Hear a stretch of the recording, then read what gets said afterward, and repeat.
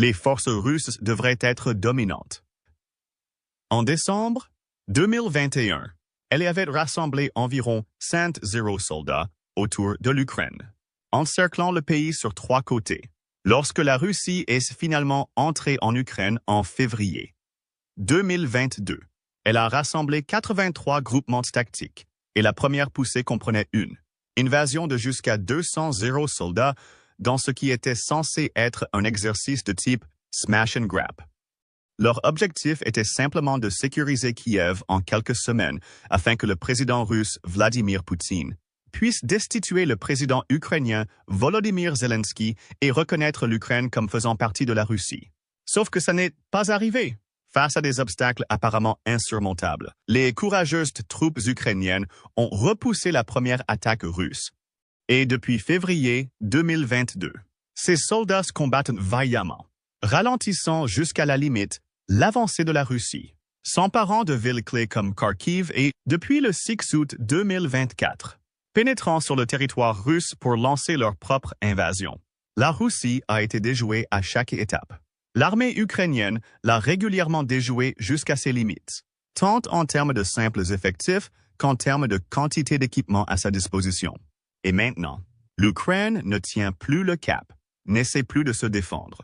Elle supervise l'effondrement de l'armée russe, ce qui finira par conduire à l'effondrement de Poutine et de son armée sous la pression qu'il a tenté d'exercer sur l'Ukraine. C'est l'opinion du général américain à la retraite David Petraeus. Mais pourquoi Petraeus pense-t-il que l'armée russe est sur le point de s'effondrer? Cette vidéo répondra à cette question en utilisant des citations tirées de l'interview du général, ainsi que des preuves qui à l'appui de ses affirmations. Mais avant de répondre à cette question, nous devons en répondre à une autre. Qui est David Petraeus? Né en novembre 1952. Petraeus est un général de l'armée américaine chargé de commander la force multinationale rassemblée par l'ancien président George W. Bush pour servir en Irak en 2007. Petraeus est également l'ancien commandant du commandement central, ou CENTCOM. Il a occupé ce poste de 2008 à 2010, ainsi que l'ancien directeur de la Central Intelligence Agency et l'un des commandants qui ont commandé les forces américaines de l'OTAN qui sont entrées en Afghanistan. Il a reçu de nombreuses décorations pour son service, dont la médaille du service distingué, 4 récompenses de la Légion du Mérite, une paire de médailles de la défense pour le service le plus élevé et l'étoile de bronze avec la lettre V, décernée à ceux qui font preuve d'une grande bravoure. En d'autres termes, c'est un expert militaire qui a tout vu et tout fait. Ainsi, lorsqu'il parle de l'état de l'armée de Poutine, il est sage d'écouter ce qu'il a à dire. Cela nous amène au 18 août 2024. Ce jour-là, l'enregistrement d'une interview a été diffusé dans lequel Petraeus parle du génie stratégique dont l'Ukraine a fait preuve pendant la guerre avec la Russie et de la manière dont ce génie a permis à l'Ukraine de remodeler toute la guerre. Cela a fait échapper la guerre au contrôle de Poutine, perturber son élan et placer Poutine dans une position où il doit assister au lent effondrement d'une armée que beaucoup considèrent comme l'une des plus puissantes au monde avant février 2022. Petraeus commence par une brève analyse de l'invasion ukrainienne de Kursk. Ils ont réussi à créer une grosse surprise auprès des Russes. Ils ont réussi à rassembler les éléments de 4 brigades, non seulement d'infanterie et de blindés, mais aussi d'artillerie, de défense aérienne, de guerre électronique, etc. Il s'agit donc d'un véritable effort militaire et logistique combiné. Petraeus, bien sûr, fait référence à la première invasion ukrainienne de Kursk. La Russie a tenté de minimiser l'invasion, qui a débuté le 6 août 2024, affirmant qu'elle avait mis fin à ce qu'elle appelle une petite incursion. Cela ne s'est pas produit. Le groupe initial de 300 Ukrainiens qui auraient traversé la frontière ce jour-là a depuis été complété par plusieurs milliers d'autres. Et l'Ukraine revendique également le contrôle de 482 000 carrés de Kursk. Selon Zelensky, il s'agit de plus de 90 colonies et le succès a été obtenu grâce aux efforts militaires conjoints, souligne Petraeus. Le général à la retraite attire l'attention sur l'une des principales erreurs de Poutine, qui a permis l'invasion de Kursk, en soulignant que la défense de la frontière russe n'était pas très solide. Cette affirmation a été confirmée par des rapports ultérieurs, dont la plupart concernaient des conscrits récents, dont beaucoup avaient entre 18 et 20 ans. Un article du 30 août paru dans le Moscow Times indiquait que la mort et la reddition de ces conscrits mettaient en évidence une identité civique vide en Russie, ajoutant que la perte de ces conscrits aurait des répercussions dans toute la société russe. C'est déjà assez grave pour Poutine. Cependant, les Moscow Times notent également que le recours aux conscrits dans une zone aussi importante montre que l'armée russe s'est dégradée au point qu'elle est incapable de mener une guerre à part entière contre les soldats professionnels. En d'autres termes, la Russie a été exposée. Lorsque Petraeus dit que les défenses frontalières n'étaient pas très solides, il sous-entend en réalité que l'armée russe est déjà brisée au point qu'elle s'appuie sur des soldats inexpérimentés et mal entraînés pour défendre son territoire. Du retour à Petraeus. Il révèle également ce que l'Ukraine a déjà gagné en envahissant Kursk. Ils chassent les Russes. Cela leur donne un grand élan moral. Ils collectent des prisonniers de guerre russes pour les échanger ultérieurement contre des prisonniers ukrainiens détenus par la Russie. Ils ont également coupé une ligne ferroviaire très importante par laquelle la Russie envoyait des troupes et des logistiques depuis, par exemple, l'oblast de Moscou vers le sud-est de l'Ukraine. Il y a beaucoup à déballer ici. En termes de morale, il est clair que l'invasion de Kursk a eu un effet positif. Le 21 août, dans une interview accordée à Reuters, Ola Pavlovska, 51 ans, de Kiev, a déclaré qu'il s'agissait d'une mesure très courageuse et importante pour maintenir la moralité de la société. Ces paroles sont répétées par de nombreux habitants de Kiev et par les soldats qui ont participé à l'invasion. L'invasion de Kursk n'est pas un simple acte d'occupation ukrainienne du territoire russe. Il s'agit d'une démonstration qui montre que l'Ukraine est actuellement en guerre selon ses propres conditions, et non selon celles de la Russie. Une fois de plus, le succès de l'invasion met en évidence les faiblesses de la Russie dans des domaines clés. Il envoie peut-être des centaines de milliers de soldats en Ukraine, mais il le fait à un moment où ses défenses intérieures s'effondrent. Quant aux prisonniers, ils sont désormais nombreux en Ukraine. Le 27 août, le commandant en chef de Kiev, Alexander Syrsky, a déclaré que l'Ukraine avait emmené en captivité un nombre stupéfiant de 594 prisonniers de guerre ou prisonniers de guerre en seulement 21 jours, ce qui signifie que les prisonniers de guerre étaient capturés au rythme d'environ 28 par jour. Nous avons pu augmenter notre pool d'échange, a déclaré Syrsky, confirmant les commentaires de Petraeus selon lesquels l'Ukraine dispose désormais de plus de moyens de pression pour récupérer une partie de ses troupes perdues à Kursk. Même dans ses premiers commentaires de Petraeus, nous voyons la preuve que l'armée russe s'effondre. Elle s'est à peine défendue contre l'invasion ukrainienne, et les défenseurs étaient des conscrits récents et non des soldats russes expérimentés. Et les gens abandonnent à un rythme alarmant. Ajoutez à cela des actions comme la paralysie ferroviaire mentionnée par Petraeus, et vous pouvez voir comment l'Ukraine essaie également de couper les Russes de son propre pays. La perte de cette ligne signifie moins de troupes et moins d'équipements entrant en Ukraine par le nord, ouvrant la voie à un nouvel effondrement de la Russie plus tard. La situation est si mauvaise, dit Petraeus, que la Russie a été contrainte de fuir. Pour réagir, ils doivent attirer les forces du Sud. Il est évident que leurs forces frontalières, leurs forces territoriales irrégulières et la garde nationale ne pouvaient pas s'opposer aux Ukrainiens. Une fois de plus, les preuves le confirment.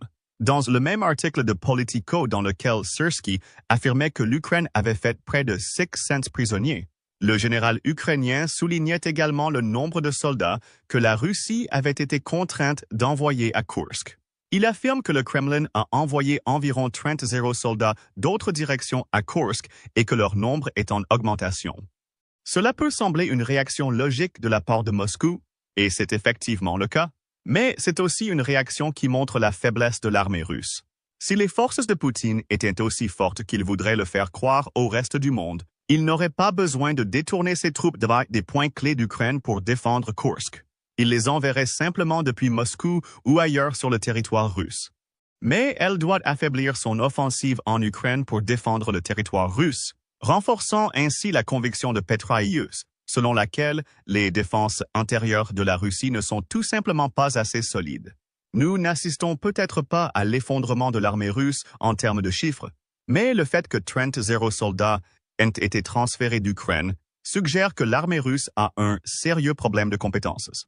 Poutine ne pense pas pouvoir compter sur les troupes dont il dispose en Russie pour accomplir son travail, ce qui signifie une fois de plus que l'Ukraine a réussi à révéler la faiblesse de la Russie. Petraeus se concentre ensuite sur les ramifications plus larges de l'invasion de Kursk sur la guerre en Ukraine, notamment en relation avec les tentatives russes de s'emparer de davantage de territoires dans la région de Donetsk. Je pense qu'ils essaient de poursuivre l'offensive dans le sud-est, en particulier à Donetsk, et de ne pas l'entraver. Et franchement, elle continue d'augmenter ses succès contre les forces ukrainiennes, dit-il. Il n'a pas tort. Bien que Poutine ait été contraint de détourner ses troupes de certaines offensives russes, il continue de gagner lentement du terrain à Donetsk et dans d'autres régions.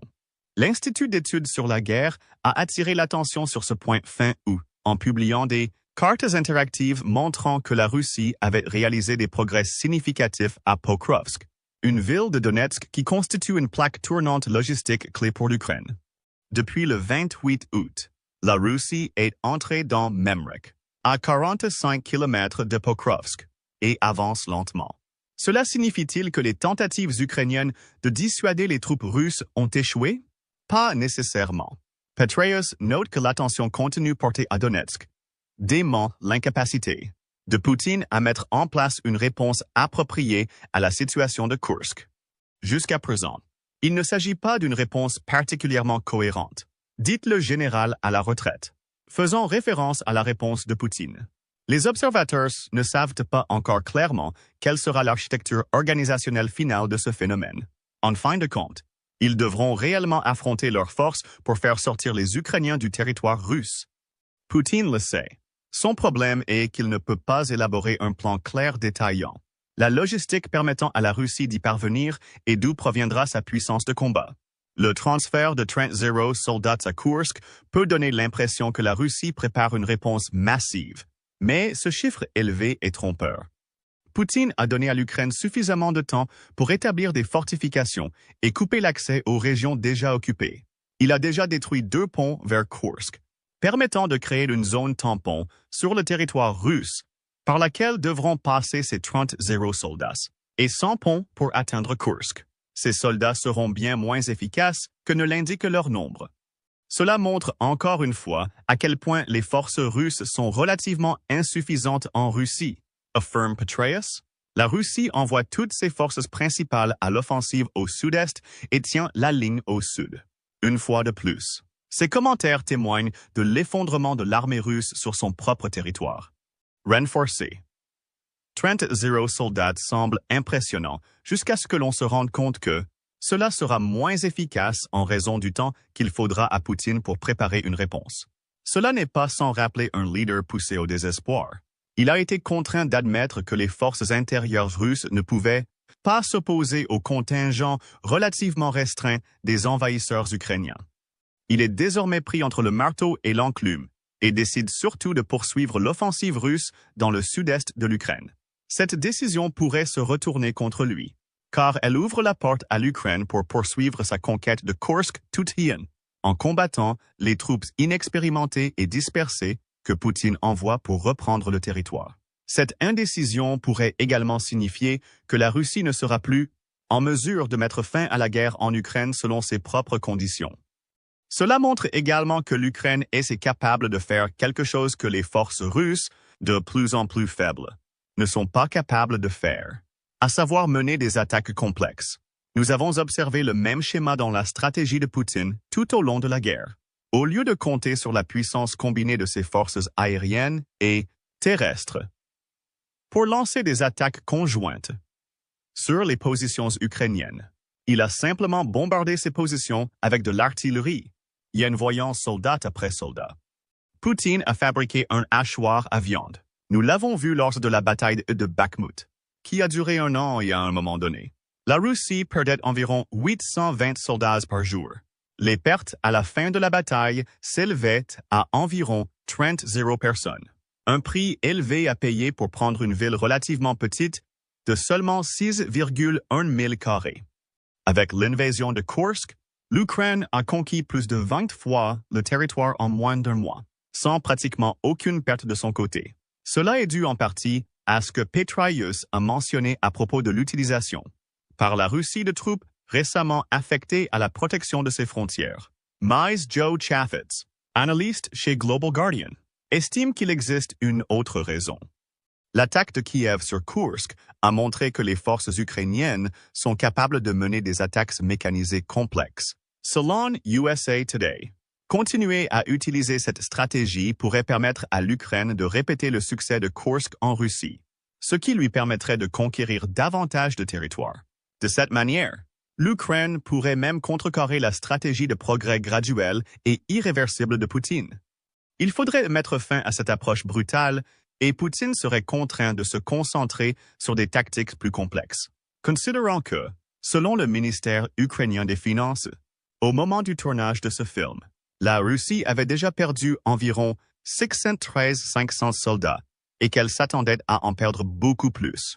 L'adaptation aux tactiques complexes de l'Ukraine crée un problème. L'armée russe manque peut-être de l'expertise dont elle a besoin, surtout après avoir perdu tant d'anciens combattants. Son déclin pourrait donc être dû en partie à l'incompétence et à l'inexpérience plutôt qu'au simple manque de main-d'œuvre. Le commentaire de Petraeus termine en soulignant que les forces russes sont insuffisantes. Cela seul pourrait être considéré comme le signe de l'effondrement imminent de l'armée russe. Cependant, d'autres enjeux entrent en jeu. Prenons par exemple l'effet psychologique que cette invasion pourrait avoir sur la Russie et son armée. Avant le début de la guerre en Ukraine, le monde craignait que la Russie ne dispose de l'une des forces armées les plus puissantes du monde. C'était une image que Poutine était plus qu'heureux de recréer, notamment parce qu'il l'avait inculquée aux dirigeants forts et autoritaires, qui lui avaient permis de rester au pouvoir en Russie pendant plus de 20 ans. Mais même avant l'invasion de Kursk, les efforts de la Russie en Ukraine révélaient qu'il s'agissait en quelque sorte d'un tigre de papier. Certes, cela peut encaisser de lourdes sanctions, mais chacune de ces attaques provoque de lourdes pertes et les soldats perdus sont remplacés par des mercenaires sous contrat ou des conscrits mal entraînés. Aujourd'hui, ces accusations de tigre de papier se sont intensifiées, compte tenu de la facilité avec laquelle l'Ukraine est entrée à Kursk. En plus d'avoir un effet puissant sur le moral de l'Ukraine, cette évolution doit être préjudiciable à l'armée russe et, en particulier, à la façon dont les gens de Poutine perçoivent sa capacité à défendre ses compatriotes. Les premiers signes d'un déclin de la confiance apparaissent après l'invasion de Kursk. Dans une entrevue avec CBC Canada, les soldats ukrainiens, qui souhaitaient être identifiés uniquement par son nom de code Wolverine, a parlé de ses expériences avec les Russes à Kursk après avoir participé à l'invasion. En plus de souligner à quel point la saisie du territoire russe a été bénéfique pour le moral de l'Ukraine, Wolverine a noté que bon nombre des soldats russes et des personnes qu'il a rencontrées semblaient déçus. Il parle d'une trahison de la part du gouvernement russe, a déclaré Wolverine à la CBC. Ils n'ont pas annoncé l'évacuation. Ils ont immédiatement coupé l'eau et l'électricité, créant des conditions de vie insupportables. En d'autres termes, Poutine a commencé à traiter Kursk comme une zone de guerre sans vraiment penser à ses habitants. Il est vrai que des ordres d'évacuation ont finalement été émis et que quelques 200 habitants de la région ont désormais été relocalisés. Mais ces premiers jours de l'invasion de Kursk ont révélé beaucoup de choses aux habitants de la région. Ils ont montré que Poutine sous-estimait son ennemi ukrainien et n'avait aucun plan pour aider sa nation si jamais elle se retrouvait en danger. Nous avons parlé plus tôt de l'image d'homme fort de Poutine et de l'importance qu'il revêt pour la direction de son peuple et de son armée. Cette image dépend de la capacité de Poutine à démontrer qu'il peut mener la Russie vers de plus grands objectifs et, plus important encore, qu'il peut protéger la Russie de toutes les menaces extérieures. L'invasion de Kursk a ébranlé cette croyance au point que de nombreux Russes vont désormais douter du leadership de Poutine. Qu'est-ce que cela a à voir avec les commentaires de Petraeus sur l'effondrement de l'armée russe? Abaisser l'opinion de Poutine a nui au moral collectif de la Russie, ce qui était déjà un problème avant l'invasion de Kursk. En mars 2014, le Forum d'études ukrainiennes a publié un article soulignant que l'une des principales stratégies militaires de Poutine semble être de diminuer le moral de l'Ukraine en maximisant l'avantage matériel et personnel de la Russie. L'idée est d'exercer une pression constante sur l'Ukraine. Mais ce n'est que maintenant que la situation s'est inversée. Les soldats ukrainiens sont en Russie. Leur morale est plus haut qu'il ne l'a été depuis longtemps. Pendant ce temps, les soldats russes sont aux prises avec une crise de morale depuis que la guerre en Ukraine s'est transformée en conflit d'usure. Poutine recrute principalement des gens qui n'ont jamais voulu faire la guerre. Les désertions et les désertions sont courantes. Rien qu'en avril 2024, plus de 18,0 soldats russes ont quitté la région militaire sud du pays.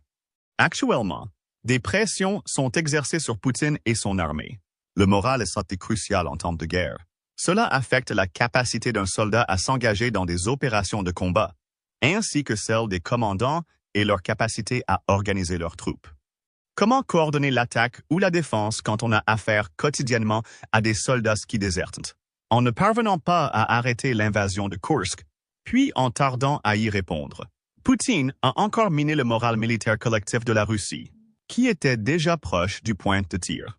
Ainsi, l'effondrement militaire de la Russie n'est peut-être pas le résultat direct de son extension à mesure que l'Ukraine progresse, mais simplement la perte d'appétit des soldats pour un combat qui n'aurait jamais dû durer aussi longtemps. Psychologiquement, l'armée russe ne peut plus se considérer comme l'une des plus puissantes au monde. Après 2 ans et demi de tentatives, la prise de contrôle de l'Ukraine a échoué. Quels que soient les progrès réalisés en Ukraine, ils ont été lents et au prix de vies humaines, et les civils russes doivent désormais faire face à une guerre à leur porte. Ajoutez à tout cela les remarques de pétrailleuses sur l'utilisation par l'Ukraine de ses troupes en Russie pour couper les lignes d'approvisionnement vitales et la région elle-même, et vous obtenez une série de problèmes qui détruisent la psyché russe. Poutine ne peut plus se positionner comme un fervent défenseur de la Russie, et la perte de cette position pourrait entraîner une perte du soutien de l'armée russe, ainsi que du public et de tous les membres de l'élite russe qui pourraient fouiner autour du siège du pouvoir de Poutine. Revenons aux commentaires de pétrailleuses sur l'insuffisance militaire de la Russie. Le général a fait ces commentaires dans le contexte de la défense intérieure de la Russie, soulignant que le recours à des conscrits inexpérimentés comme gardes-frontières et officiers de défense en Russie a joué un rôle important dans les succès répréhensibles de l'Ukraine. Ces soldats inexpérimentés ont été incapables de tenir tête aux Ukrainiens qui se sont montrés beaucoup plus coriaces dans les batailles qu'ils ont rencontrées, ce qui a conduit au grand nombre de capitulations observées lors de cette invasion. Cette insuffisance est le résultat d'un problème plus vaste au sein de l'armée russe, qui l'a conduit à se désintégrer de l'intérieur et à disposer d'un entraînement épouvantable. En mai 2023, Newsweek a fait état d'une évaluation des services de renseignement britanniques concluant que les forces terrestres russes en Ukraine étaient principalement composées de réservistes mobilisés mal entraînés et qui s'appuyaient de plus en plus sur des équipements obsolètes.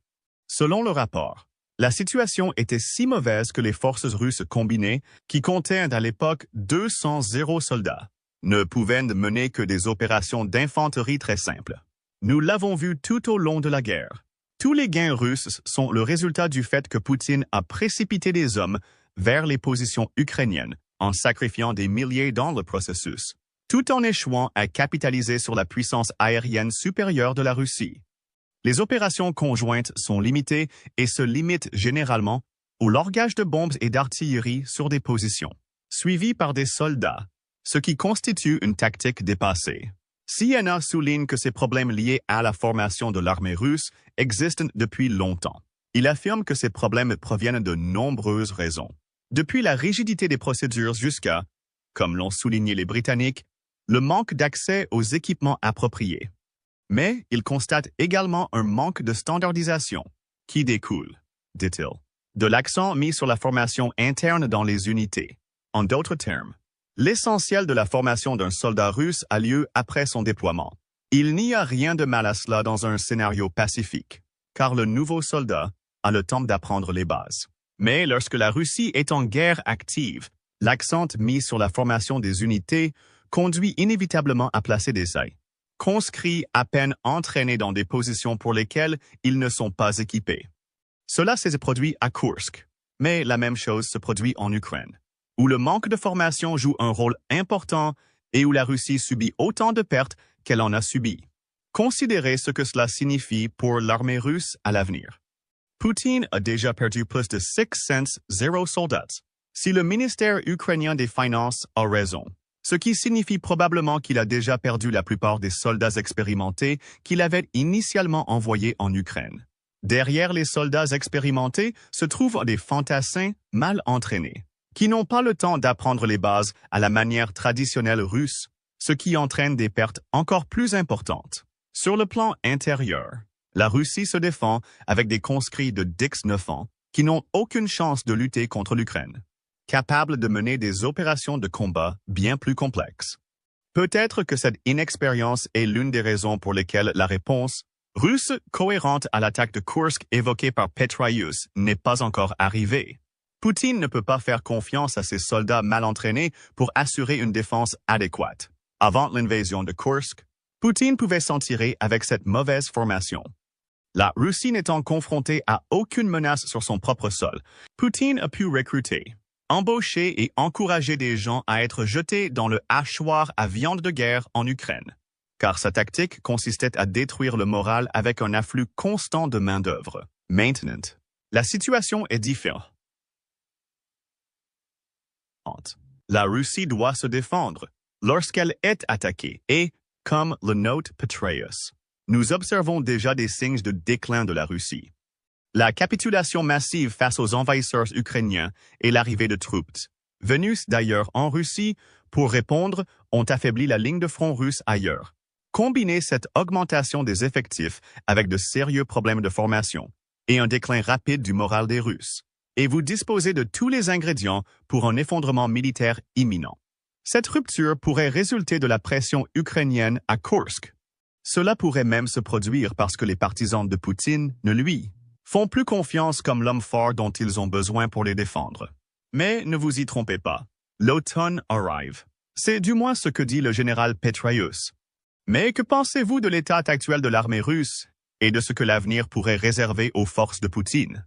Les discours sur l'effondrement sont-ils trop ambitieux ou la Russie se dirige-t-elle vers l'effondrement? Partagez vos réflexions dans la section commentaires et merci d'avoir regardé la vidéo. Allez maintenant regarder Soviet Collapse 2, Putin's Empire Crumbling, ou cliquez plutôt sur cette autre vidéo.